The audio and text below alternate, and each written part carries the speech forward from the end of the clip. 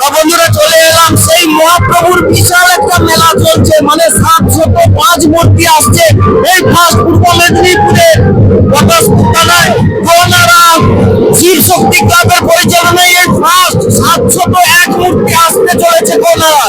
তো আমার ভিডিও যারা দেখতে পারবেন অতি অবশ্যই চলে আসবেন, আগামী দিন মহাপ্রভুর প্রসাদ। তো সেই মহাপ্রভু, তো দিদি ভাই এই মহাপ্রভু কোথায় যাচ্ছে? পশ্চিম গোনারা। দিদি ভাই দেখছেন পশ্চিম গোনারা। তো দেখুন মা দিদি বোনেরা ছোট ছোট বাচ্চারা মহাপ্রভুকে দিয়েছে উল্লাস।